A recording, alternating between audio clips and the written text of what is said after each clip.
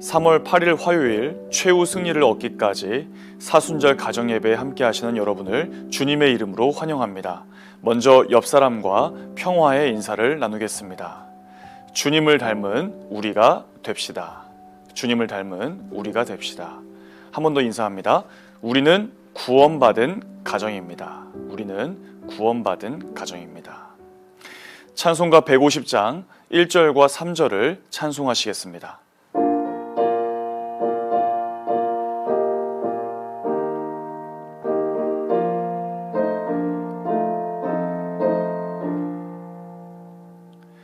갈보리 산 위에 십자가 섰으니 주가 고난을 당한 표라. 험한 십자가를 내가 사랑함은 주가 보혈을 흘림이라. 최후 승리를 얻기까지 주의 십자가 사랑하리. 빛난 면류관 받기까지 험한 십자가 붙들겠네. 험한 십자가에 주가 흘린 피를 믿는 마음으로 바라보니 나를 용서하고 내 죄 사하시려 주가 흘리신 보혈이라. 최후 승리를 얻기까지 주의 십자가 사랑하리. 빛난 면류관 받기까지 험한 십자가 붙들겠네.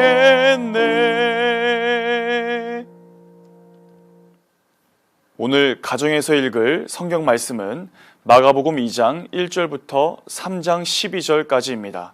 본문 중에서 주제 말씀인 마가복음 2장 17절 말씀을 함께 읽어보겠습니다. 예수께서 들으시고 그들에게 이르시되 건강한 자에게는 의사가 쓸데없고 병든 자에게라야 쓸데있느니라. 나는 의인을 부르러 온 것이 아니요 죄인을 부르러 왔노라 하시니라. 아멘. 샬롬, 최후 승리를 얻기까지 이 사순절 가정예배에 함께 하시는 동안의 모든 가정들 그리고 모든 성도 여러분들을 진심으로 축복합니다. 이 사순절 가정예배를 드리는 우리 모두의 마음에 이 땅을 구원하시기 위해 걸음걸음 하신 그 예수님의 모습, 또 예수님의 삶, 예수님의 성품이 이 기간을 통해 더욱 깊이 새겨지는 시간들이 되실 수 있기를 바랍니다. 예수님께서 선포하신 이 하나님 나라의 복음은 바리새인들이 가지고 있었던 형식적인 율법주의와 끊임없는 충돌을 일으켰습니다. 예수님께서 하시는 말씀들, 또 예수님께서 보이신 행동들, 그리고 예수님께서 만나주시는 사람들을 이 바리새인들의 형식적인 율법주의의 관점에서 볼 때 참으로 이해할 수 없는 모습들이었기 때문입니다. 하지만 그런 이 예수님의 모든 말씀과 또 모습들은 이 땅을 구원하시기 위해 증거하신 천국 복음이었습니다. 오늘 말씀을 함께 나누면서 과연 이 바리새인들의 눈에는 이해할 수 없던 그 모습으로 보였던 예수님의 모습이 우리의 눈에는 그리고 우리의 마음에는 어떻게 보이고 새겨지게 될지 함께 말씀을 나눌 수 있도록 하겠습니다. 먼저 첫 번째입니다. 예수님은 죄인을 부르러 오셨습니다. 오늘 본문 13절과 14절 말씀을 같이 한번 읽어보겠습니다. 예수께서 다시 바닷가에 나가심에 큰 무리가 나왔거늘 예수께서 그들을 가르치시니라. 또 지나가시다가 알페오의 아들 레위가 세간에 앉아있는 것을 보시고 그에게 이르시되 나를 따르라 하시니 일어나 따르니라. 예수님께서는 갈릴리 바닷가로 다시 나아가 그곳에서 큰 무리를 가르치시다라고 말씀하고 있습니다. 예수님께서는 이 갈릴리 바다에서 어부의 직업을 갖고 있던 베드로와 안드레, 야고보와 요한을 제자로 선택하셨습니다. 그리고 14절에서 또 지나가시다가 세관에 앉아있는 이 알페오의 아들 레위를 보시고 그를 제자로 부르시다라는 것을 말씀하고 있습니다. 이 마가복음서에서는 알페오의 아들 레위라고만 기록하고 있지만 마태복음에서는 레위가 마태라고 그렇게 말씀을 기록하고 있습니다. 예수님께서는 어부를 택해서 제자로 부르셨습니다. 그리고 세리라는 직업을 가진 자를 제자로 부르셨습니다. 그러면서 이 세리인 레위, 이 마태의 집으로 가서 그들과 함께 식사를 하고 교제를 했다는 사건을 기록하고 있습니다.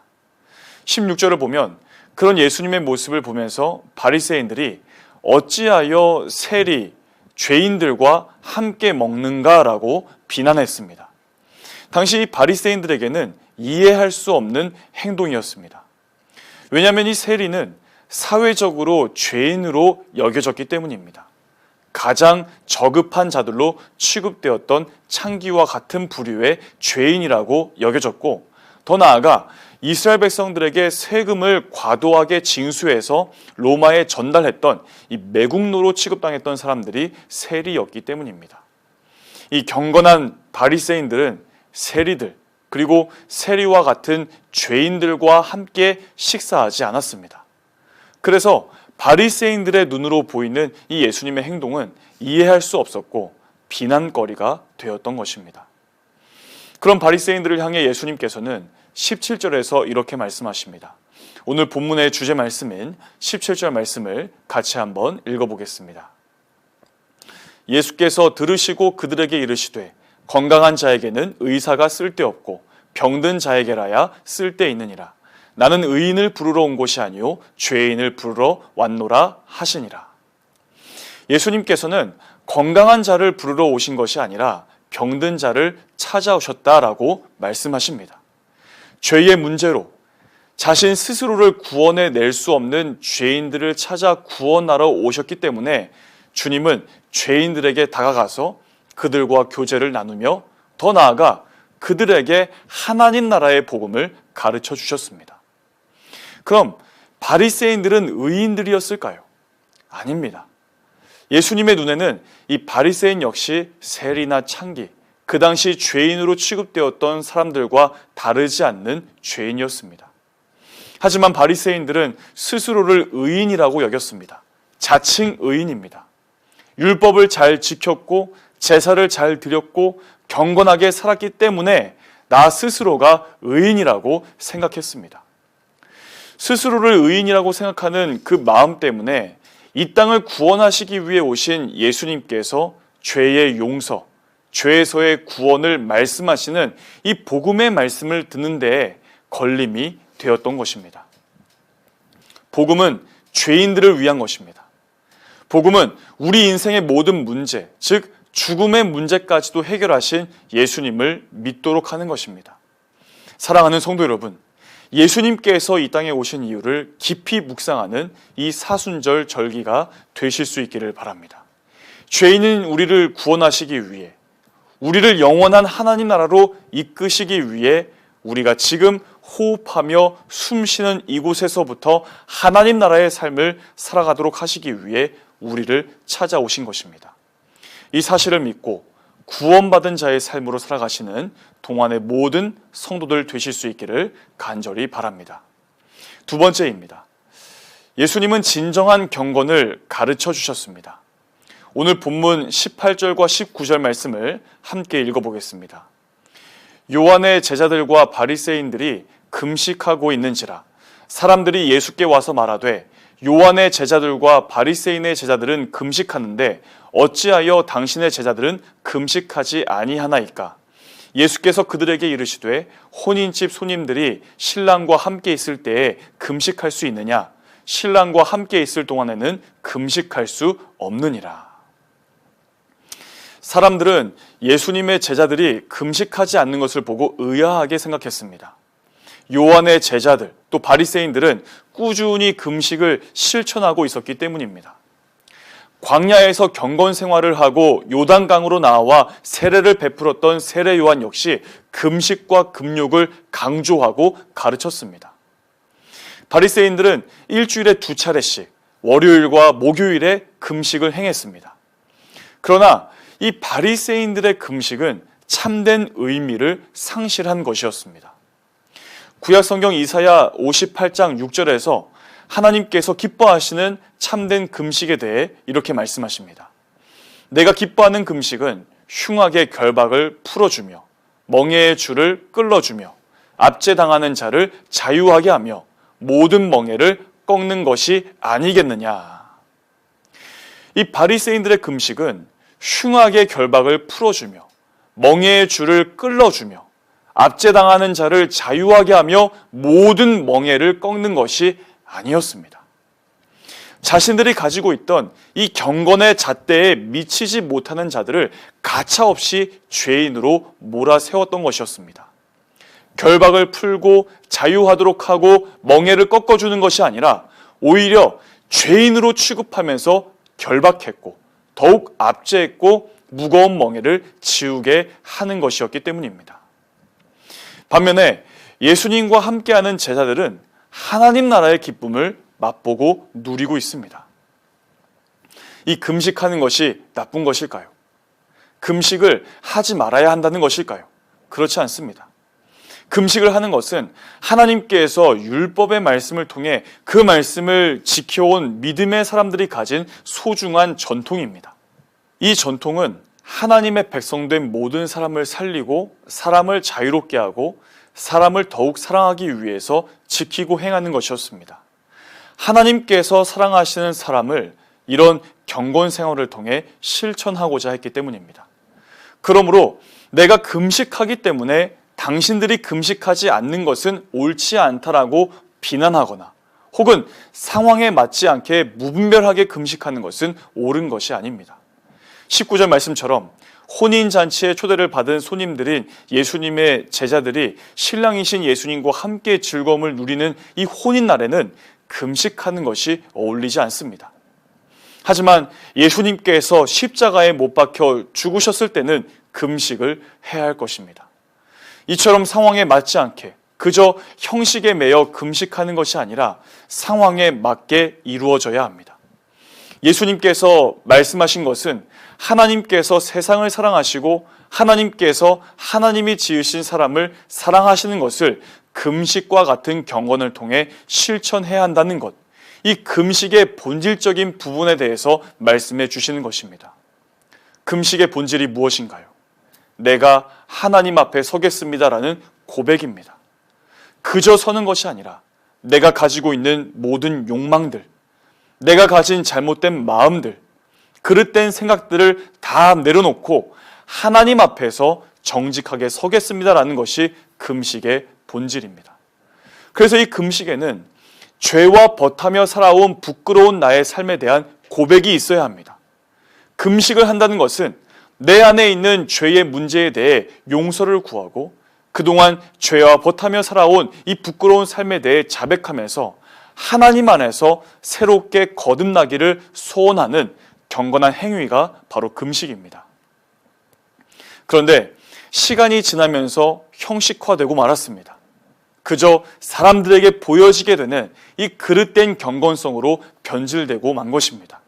예수님께서는 마태복음 6장 16절에서 금식하는 사람들에게 이런 경고의 말씀을 하신 적이 있으셨습니다. 금식할 때에 너희는 외식하는 자들과 같이 슬픈 기색을 보이지 말라. 그들은 금식하는 것을 사람에게 보이려고 얼굴을 흉하게 하느니라. 내가 진실로 너희에게 이르노니 그들은 자기 상을 이미 받았느니라. 그리고 이어서 18절에서 이는 금식하는 자로 사람에게 보이지 않고 오직 은밀한 중에 계신 내 아버지께 보이게 하려 함이라. 은밀한 중에 보시는 내 아버지께서 갚으시리라. 금식은 하나님 앞에서 하는 것이라고 말씀하십니다. 그런데 금식을 하는 것이 이 경건성의 중요한 표지가 되다 보니까 일주일에 2번씩 금식을 하면서 사람들에게 내가 이렇게 경건한 사람이다 있다라는 것을 보여주는 것. 다시 말하면 외적인 자기 자랑을 위해 행하는 것으로 그 의미와 본질이 완전히 전락해버리고 말았습니다. 우리는 사순절을 보내고 있습니다. 그리고 곧 찾아오게 될 고난주간에는 특세에 참여하고 가능한 대로 금식하면서 주님의 고난을 더욱 깊이 묵상할 수 있어야 합니다. 그러나 중요한 사실은 고난에 참여하는 것, 이 금식하는 것은 하나님 앞에서 행하는 것이라는 사실입니다. 우리의 거짓, 우리의 죄악, 우리의 모든 욕심들을 다 내려놓고 하나님 앞에 우리의 부끄러움을 드러내며 용서해 주시기를 구하는 경건한 행위입니다. 그러나 부활절에도 여전히 금식할 것인가요? 복음의 본질적인 내용에는 기쁨이 있습니다. 영원한 죽음을 향해 달려가듯 살아가는 우리의 인생을 구원하시기 위해 이 땅에 오신 예수님께서 십자가에서 죽임을 당하셨지만 부활하신 것, 얼마나 큰 기쁨의 날일까요? 우리를 구원하시고 영원한 생명을 주신 것보다 더 크게 감사하고 기뻐할 일이 또 있을까요? 바로 이 부활절은 기쁨의 날입니다. 그 날은 정말 크게 기뻐하면서 하나님 안에서 마음껏 예배할 수 있어야 합니다. 사랑하는 동안의 성도 여러분, 이 사순절 기간 생명을 살리고 구원하시기 위해 이 땅에 오신 예수님을 깊이 묵상하면서 우리 또한 금식으로 혹은 삶의 절제로 우리 죄악의 짐들을 벗어버린 채 주님의 고난에 참여하시는 우리 모두가 되실 수 있기를 바랍니다. 그리고 이 깊은 고난의 시간이 지난 후 허락될 그 부활절에 우리의 온 마음을 다해 기뻐하며 예배하는 성도들 되시기를 바랍니다. 그러나 분명한 사실은 우리가 드리는 매주일 예배에는 이런 주님의 고난과 부활의 기쁨, 승리가 예배를 통해서 고백되어져야 한다는 사실입니다. 우리의 경건성이 그저 사람들에게 비춰지는 것으로 그치는 것이 아니라 하나님께서 받으시기에 합당한 예배로서 올려드리게 되는 경건한 그리스도인, 그리고 이 사순절을 살아가는 성도의 삶이 되시기를 주님의 이름으로 축복합니다. 우리 이 시간 두 가지 제목으로 함께 기도했으면 좋겠습니다. 첫 번째입니다. 죄인을 구원하시기 위해 이 땅에 오신 예수님을 바르게 믿고 고백하며 이 사순절 기간을 보내는 우리의 믿음이 더욱더 바르게 세워질 수 있도록. 두 번째입니다. 모든 성도들이 대통령 선출을 위해 간절히 기도하게 하시고 하나님을 두려워하며 국민을 사랑하는 바른 정치를 펼쳐나가는 지도자가 세워지도록 이 시간 함께 기도하겠습니다.